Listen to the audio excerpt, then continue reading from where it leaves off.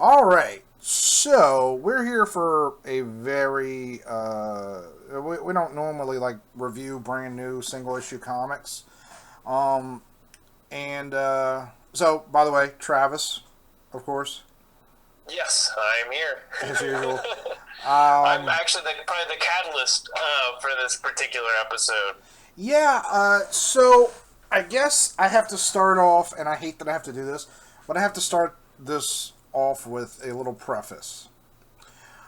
I don't care what anyone who watches this thinks about Comicsgate.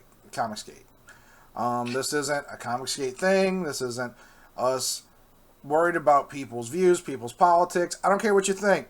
If you're mad, go ahead and turn off the video now. Don't care. Like, this is us Yeah, discussing basically two things. Number one, a new book out by an indie publisher, and number two, and this is what I'll focus on more, is the fact that it's selling in Walmart. yeah, and Um, that's actually why I picked it up, and I didn't really think of there is a connection to I guess they're comics the Brightwisers because it's their company that right. they mentioned, but I don't even know if they're I have no clue. There's They're so much drama. I don't even want to they're keep lumped in up with with. Comicsgate, but I don't think that they. I could be wrong, but I don't think they talk about it. I think they're just I, people who want fun comics again. Like like all these I people, think they're business people. right? All these That's what people it get is. lumped in with Comicsgate when all they say is like, "Hey, maybe we shouldn't be talking about politics. Maybe comics should be fun again. Maybe they should be all ages." Yeah, That's and I'm sure I would get lumped in with Comicsgate with my views, and I'm not Comicsgate. I don't have any desire to ever be known as that or associated with yeah. that. Let's even stop talking about it because this is honestly, it's not even. This book isn't even like remotely probably even part of that. It's just I just really when I saw it or was looking for these because I saw it. I saw a ad from the publisher. Hmm. I think it was on Facebook, and I saw that there could be a Walmart, and I was at Walmart and checking things out. And I'm familiar with Walmart starting to stock comics because DC, about a couple of years ago, made an initiative to release these 100-page giant books that are $5. They're okay. Some are better than the others. Most of it is reprints. Some of them do have like two or three new stories in it, but it's essentially like a bunch of different Yeah, they're like stories.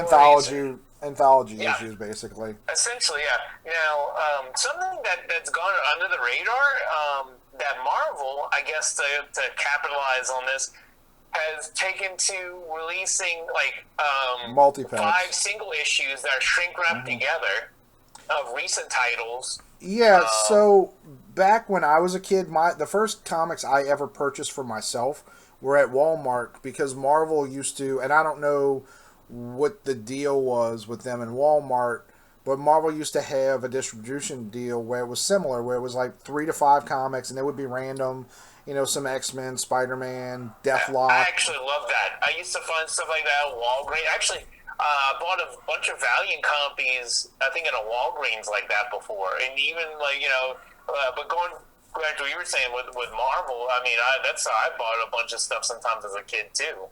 Well, and this is why I'm happy to see this, even though, look, I want as much of your money when you're buying comics as possible to go to local comic shops, at least good Yeah. ones. If there's a bad local comic shop, if they mistreat you, and what have you, and there are bad shops, like yeah, like they're I'm happy to see those go away. But there's a lot of good people running comic shops, and I want most of your money to go to that. But over the years, and I mean it might be 20 years now, they stopped having comics show up in like grocery stores and CVS's or Rite Aids or whatever you have, Yeah. in Walmart's, and it's really hurt comics because now, I mean, yeah, you can go to Barnes and Noble and they still have some rack stuff, but nobody buys those. it used to be little kids would be in line with their parents to like checking out groceries, and they would see something cool and buy it, and that's how kids got into comics. And now kids almost have to go to comic book stores to get into comics. Not totally, but yeah, I mean it's I think personally it's hurt the industry. No, that's fair to say. But I'm happy to see, even though I'd much rather buy comics in a I comic love shop. I'm happy to see them in Walmart. in something else to note about these is from the information I have is they were supposed to be these Allegiance, because it's Allegiance Press, I think is what the name of the actual publisher is. I'm sorry, Allegiance Arts and Entertainment. They have these really nice displays. They're supposed to go, I think, like at the corners of aisles. Yeah, in the toy section. They're supposed to hook on and hang from the aisle. When I found these, it was actually by the electronics department checkout. And I was actually, of the titles I saw, I was familiar with. I did see something because it looked like I said, vaguely familiar with Red Rooster. Norahs Saga, I actually was more familiar with the writer, Blake Northcott. Mm-hmm. She's done some work on like Aspen Comics, and she is actually going to be working with Sean Gordon Murphy on a Catwoman book, if I'm not mistaken. Didn't she? Wasn't she like a YouTuber? I don't know if she is. I just know her comic stuff. Or maybe it was Twitter. I don't know. I used to follow her. It's Twitter. Definitely, she's on Twitter. Okay. She makes a bunch of things. Oh, and she also had a successful like Kickstarter, like a couple of different Kickstarters. But one of them was, I wish I remember the title.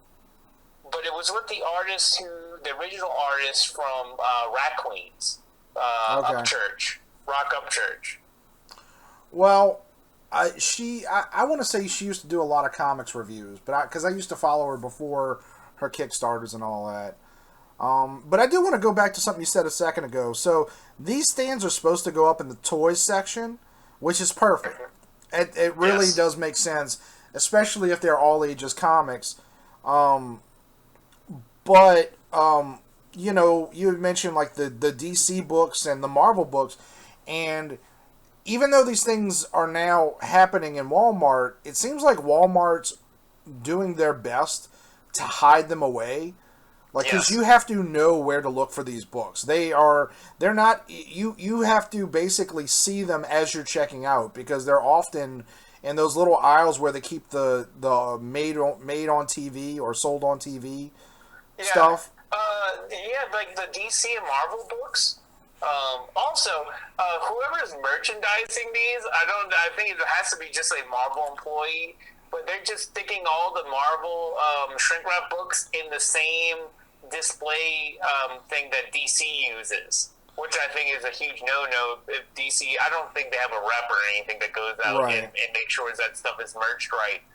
But it's over by this like sports trading cards and Pokemon and Yu-Gi-Oh cards, and also usually some random aisle towards the front checkout.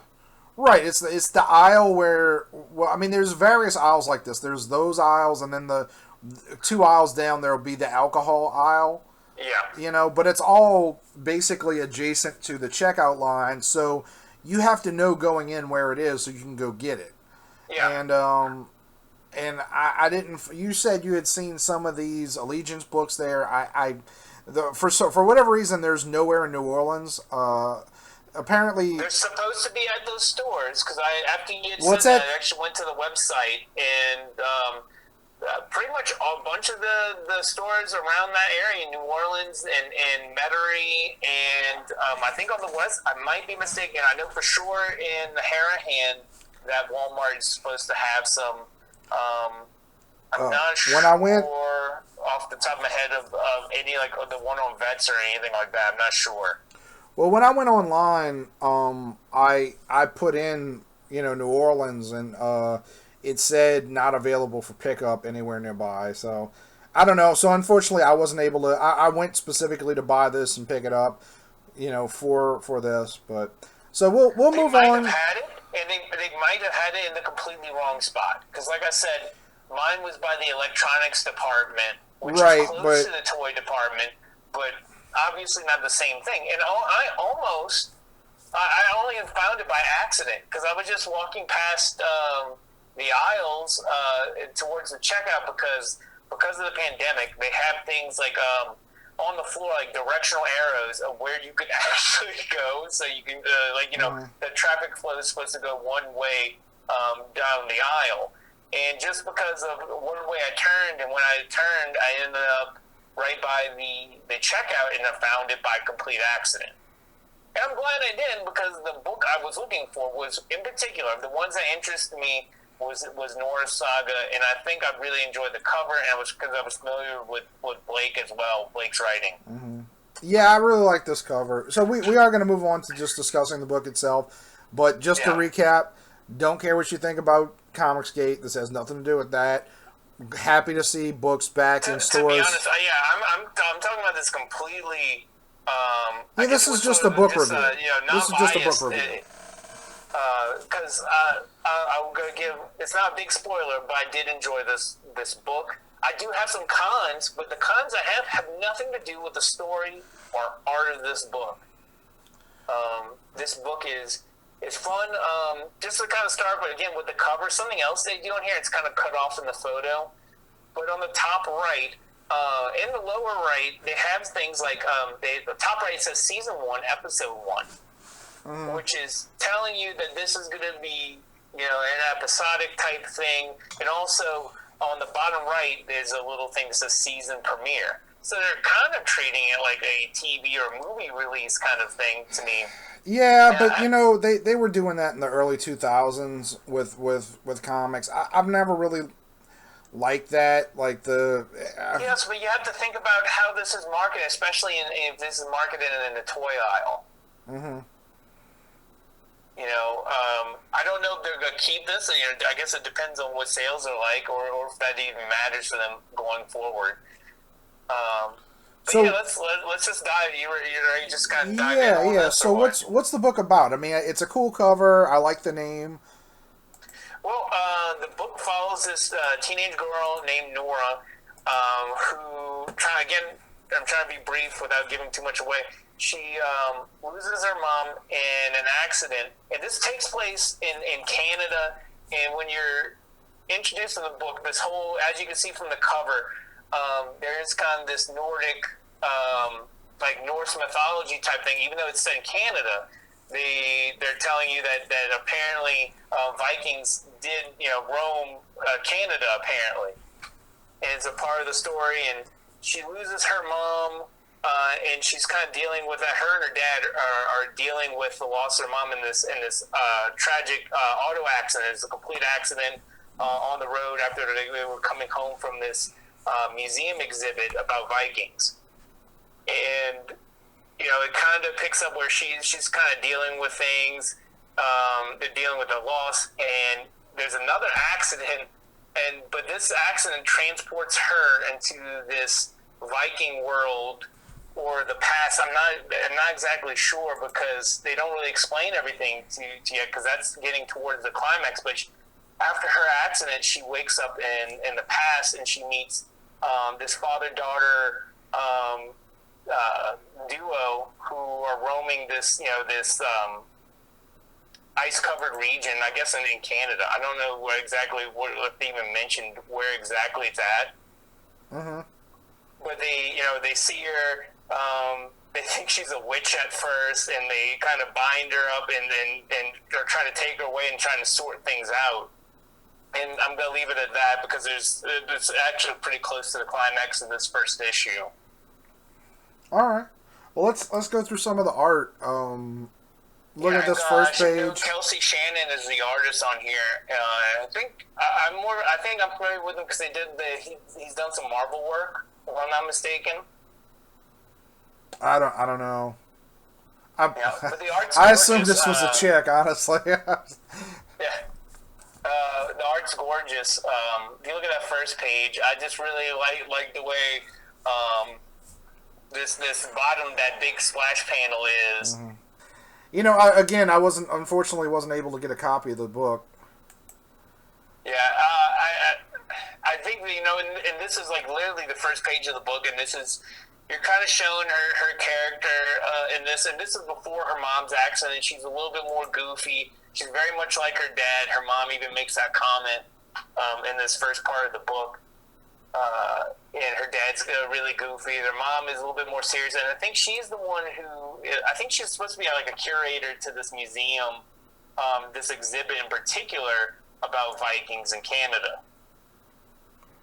So this next one, I thought I had rotated that photo, but it's a 2-page spread of Norah's accident that she encounters. This is the one after her mom. So there was a deer in the road, and her dad swerves and hits the ice, and she's then transported, I guess, to the past. I don't know if it's an alternate world, but then she ends up meeting the father-daughter duo who are, I guess, they're out hunting at this time, and there's like a wolf stalking them, which you're going to see in the next couple pages. But if you go to the next one after that splash page, you're going to see the duo when they meet her, and she's literally pulled from the ice by the dad, and they're kind of confused by her. If you look at the third panel, you see what I'm talking about. When they see like her black fingernail polish, they're like, "Oh, she's a witch," and they end up knocking her out and kind of taking her away in one of the next pages. Sorry. Mm-hmm.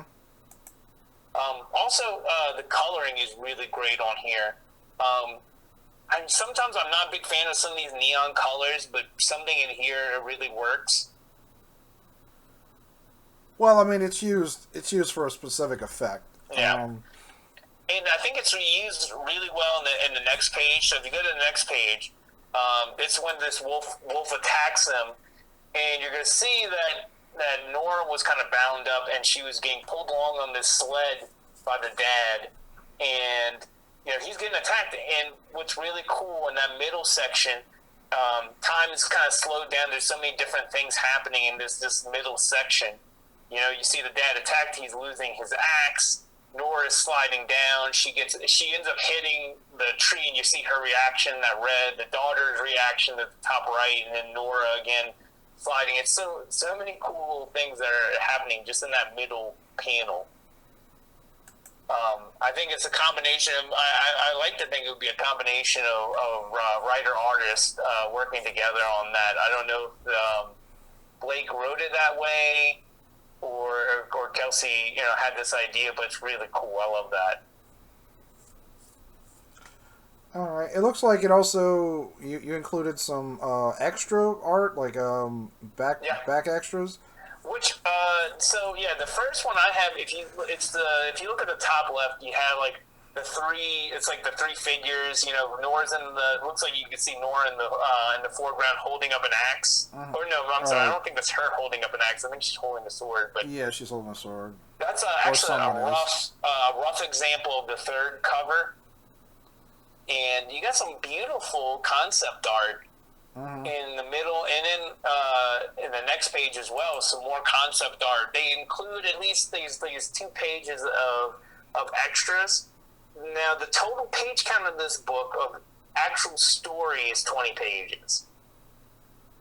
They do show you, I didn't take a photo of this for you.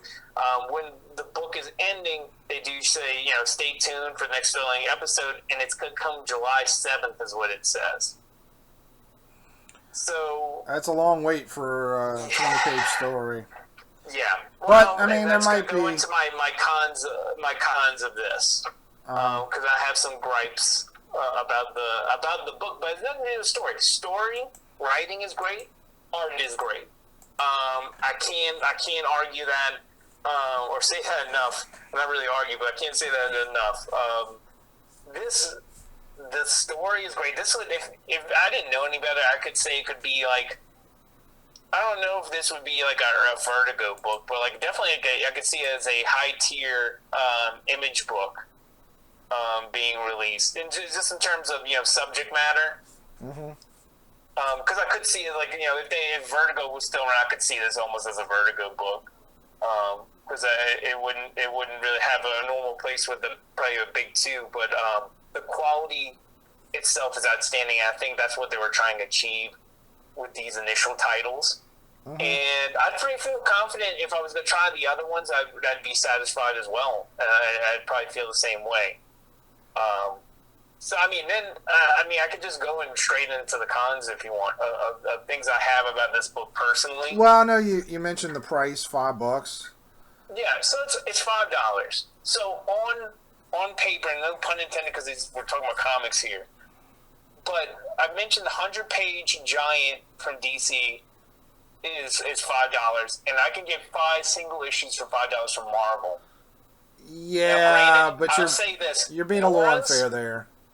I am. Well, I think I'm being unfair in the fact that this story is probably better than most of the Marvel stories that you're getting, and maybe a third of what's in the DC books, in the DC 100-page giants. Well, that's not what I mean. Like, DC can afford to mass produce those books to the point where they're not taking a loss on putting out those 100-page giants, and especially considering like most of it's reprint material, so they're not paying anybody to do the art and all that.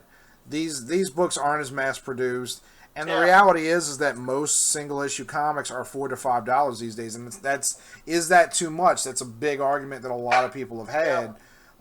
Some of it's due to the cost of paper, and some of it's probably more the way comics distribution is half-assed. But so it's not like this book is especially pricey given the price of other comics. But I mean, is it a little easier to justify giving somebody a little kid a 100-page Batman comic? Sure.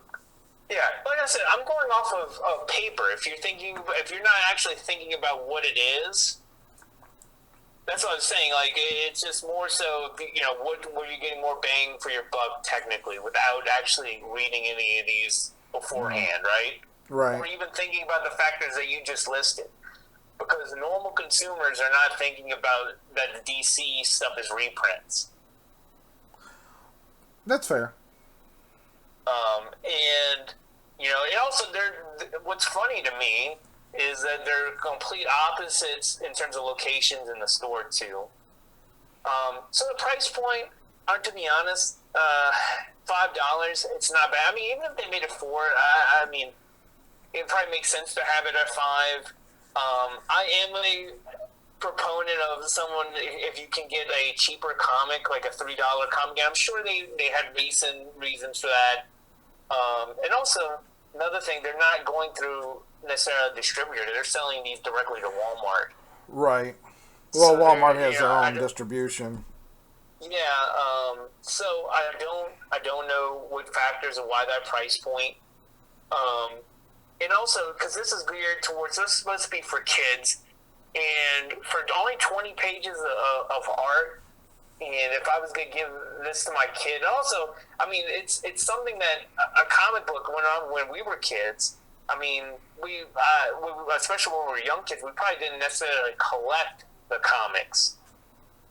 And they do try and say these are collector's items. I believe that's even part of their marketing on there, but if they're putting this in a toys section, I don't consider the kids necessarily collectors right out the gates. I mean, that's just a marketing thing, though. It's there to get the parents, not the kids. Yeah, but at the same time, if I'm gonna give this a kid's gonna beat this up. And just like as a parent, if I was a parent, I'm not a parent, but I would kind of feel like they're definitely gonna chew up this book. I wish it was. If I had the magic ability to have influence over them, I wish they would do prestige format stuff, or at least double the page count. I mean, even if $6 or $7, if they say $6 and $7 for 48 pages, if it's $5 satisfied. If it's $5 as it is, if you're talking prestige format, that's not cost effective. That's $5 is probably the most a parent's going to pay for a comic book at Walmart, unless they're. I don't know if that's gonna catch on for the market they're trying to capture. I mean, maybe, but I mean that's. That's really not worth arguing about because like we don't know. Like, do I think it's gonna catch on? Probably not, but you never know. And I applaud them for at least trying to Yeah. go to other Again, markets. this is and my some of my gripes are probably minuscule, and they probably have reasons they chose to do some of the things they have. And my hat's off to them for still doing this. This is a big achievement, especially for something that's bypassing the just diamond, and is selling in Walmart. One other thing I will say, because speaking of Walmart, is I don't know why, but there is a price marked on the display letting you know they're $5. But I don't know if this is from Allegiance that did this or Walmart did this, but they put individual stickers on $4.99, $4.98, whatever it is, directly on the covers. And Oh, that's gonna be Walmart. Yeah, and here's the thing, and I'm not sure, but if you brand this as a collector's item and then slapping a Walmart sticker on it, and then I had to peel it off, and there's still residue. Like I peeled mine off, and there's still residue on it, and I'd have to at least try and get something to get something to get that adhesive off of there. That's assuming you can even peel it off without ripping the cover. Yeah, no, that's a big no-no. It defeats the whole collector's item thing right there, and I thought that was silly. Well, again, the collector's item thing being I mean, the joke has always been the joke has always been a collector's item. If you're calling it a collector's item, it shouldn't have the sticker come on it. I get you, and I agree that they shouldn't be doing that, but anything that says collector's item on it is something that's mass produced and therefore not going to be worth collecting. Yeah. Like it's a marketing thing, but no, I mean, under no circumstances should any company ever put a sticker on a piece of paper like that. Like that's a huge mistake. But I'm willing to bet that that's purely Walmart. Yeah. Not you want to hear something funny? Because if they're worried about the price, if you flip the comic over on the back, on the back lower right, it says the price. It says $4.98. Just like it would some trade paperbacks will have the price on the back of the book. Honestly, dude, it's probably some moron in Walmart, upper management, corporate management saying, well, how are they going to know to flip it over and look for the price? Like, maybe they've never read a comic book before. Maybe they don't see the price on the display. But that should be worked out between Allegiance and Walmart ahead of time. I have to imagine something like this. Allegiance probably has a very limited. There's probably certain things that Walmart demands that in order to get the deal, they probably had to agree to. Yeah. So, my question is what makes me wonder now though, once they finish these, are they going to collect these into a trade paperback, or are they going to leave these at single issues? Like, hey, once these are made single issues, because as of right now, and what I can see on the website, there's no mention of that, which, if that's the case, I think is fine. I think we had this discussion before, I don't know about on here, but talking about, some people wait just for a trade paperback to come out, and if the only way you can get the story is through single issues, I think that's better. But the problem is that the next one's not going to come out through July. Yeah, again, I think, like these are supposed, I mean, I know you said that like some of the stores aren't doing it properly, but these are supposed to be in the toys section, meaning they're supposed to be marketed towards anyone between the age of like 8 and 13 that, like a lot of that trade waiting stuff is older comics readers. Little kids might not care as much. That's true. That's a good point. I don't disagree with you. I think it's a mistake, but you don't know what the terms of the agreement are. They might have an agreement where all the single issues come out at Walmart at certain intervals, and then like a year later, maybe they're able to create trades and sell them to other markets. Yeah. There are deals like that. It just depends on what they agreed to or what Walmart agreed to. Yeah, but bi-monthly, that's I'm like, I guess they're trying to just stretch it out in terms of releases. Mm-hmm. Um, and just, I guess, because I'm looking this through the eyes, my own eyes of a comic book, avid comic book reader. I guess if it's a kid, they're not going to care. But if they're trying to get the next issue, that's why I'd be wondering what the sales are going to look like for the next issue. Hopefully, they do well. All that said, with my cons, I hope this is a success. I like seeing comics in other places. And hopefully it would encourage people to venture out to stores. I would love that to still, cause another effect of, maybe, making kids want to go try out something at a comic book store. Yeah, I mean, we'll have to see, but I do think that this is a positive step. I do wish. I think it is too. I wish Walmart would be more stringent. I know Barnes and Noble has very strict rules about placement of what would you call this product. Like they can't just go like an individual store can't be like, well, I don't like Norahs Saga, so I'm gonna go stick in the back. Like the corporate office decides where stuff is gonna be merchandised, and I wish Walmart would take a more stringent hand with this, because like why have a deal with again DC and Marvel and Allegiance if you have to if you never know where it's going to be, at the very least, if it's not going to be in the toy section, it should be in the book section. It's one of the two. It shouldn't be in the electronic section, although I guess the electronic section is where the book section is now. And also I think Barnes and Noble, real quick, I don't think they're carrying magazines anymore. I think they might be getting rid of carrying magazines in general. Oh, I don't know. I mean, I haven't walked into a Barnes and Noble in probably half a year. But actually, what's funny is there's the Barnes and Noble that's in Metairie on Veterans. The last time I walked in there, which was about a year ago now, or a year and a half, because it wasn't the last time I was in town, but they had comics, but apparently someone who works there just gets some random issues, like older issues of comics, and puts them up for sale, like right by the Starbucks there. It was really weird because there was a few new things, but there was a bunch of like old Valiant stuff and older Dynamite books that were just sitting out for sale on the magazine rack, on a spinner rack actually, for sale.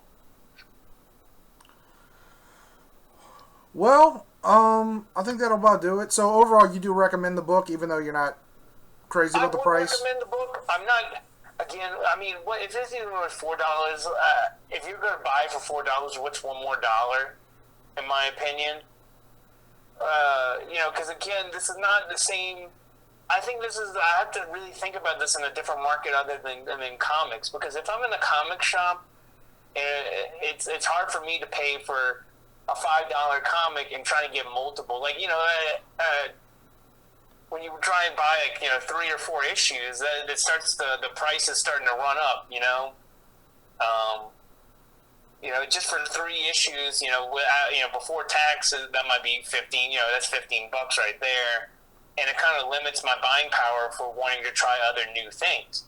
Now that this is in Walmart, and if this is by the toy aisle, and you kind of, to be honest, everyone probably is oblivious to DC and Marvel doing stuff in the front of the store.